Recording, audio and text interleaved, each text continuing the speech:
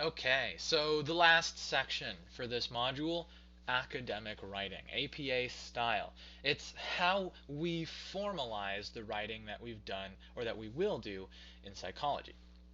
Now, there's lots of things for APA style, and there's even a book for APA style, which is quite large, and I'm not going to expect you to know everything about APA style. Heck, I don't know everything about APA style.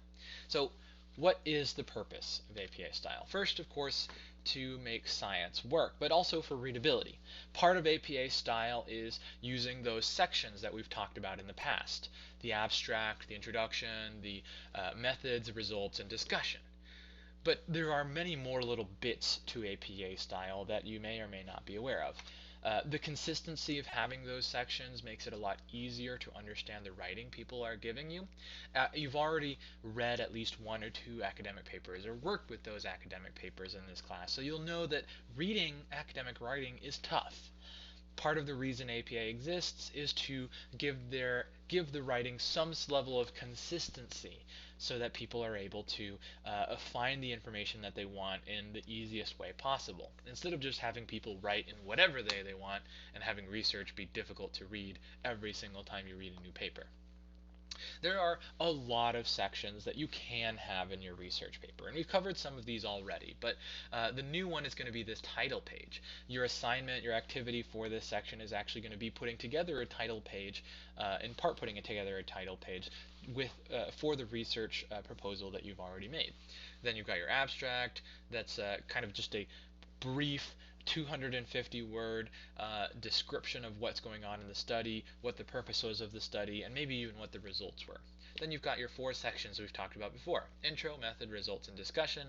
After that, references, of course, and you may have some extra sections there at the end. Appendices, descriptions of extra information. You may include in your appendices, say, the questionnaires you used, pictures of the research study, any extra information that would be helpful for the reader to check out, but maybe not totally necessary. You also include tables and figures. Figures would be graphs, uh, anything that would again help the researcher or help people read your research or that may be useful. Now, um, one thing that I am really going to try and get you guys to follow is a consistency of formatting and subheaders. Formatting in APA is pretty much as you would expect. You want to have Times New Roman font, should be 12 point, double spaced, make sure you indent your paragraphs. Uh, you're gonna want to use a header. A header is a thing that goes at the top of the paper, and it goes at the top of every page. The top left of the header will give you the short title for your paper, and the top right is a page number. It's just something consistent that APA does. This last part here is, for me, something that's super important and very, very helpful: headings and subheadings. So, uh, the way this is set up is that each level of writing will include a consistent way of formatting the subheading or heading. So, the first thing, the title of the paper is going to be front and centered, bolded, and have all of the words have the first letter capitalized. And then the writing for that is going to be an indented new paragraph. A subheader within that section. So you might have the title of your paper, and then you might say um, methods.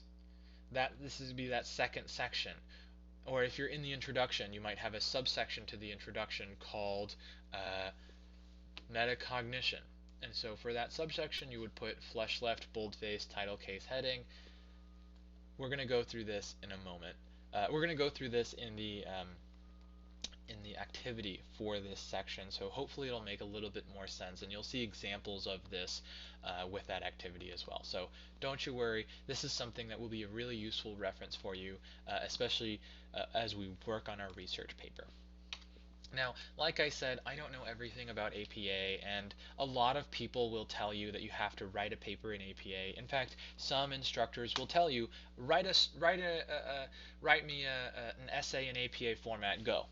And the thing is, that's, in my opinion, a little bit ridiculous, because learning APA takes a lot of time and effort.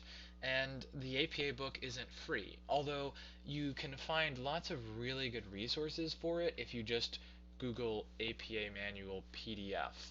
I'll let you do that if you're interested. You won't need to do that for this class, but if you want to learn more, or if you ever need to write an APA, you may be able to find something to help you there. Anyway, that's it for this module. I hope the activities are enlightening and give you a good level of practice, and I hope you have a wonderful day. Glad that this module wasn't as long as some of the other ones. Take it easy, y'all.